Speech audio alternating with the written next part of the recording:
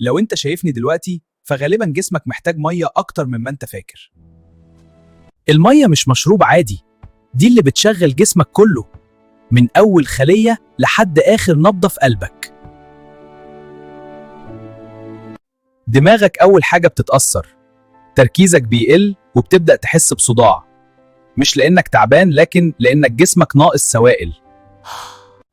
القلب بيشتغل بصعوبة أكتر، والدم بيبقى تقال من الطبيعي، كل نبضة بتحتاج مجهود أكتر.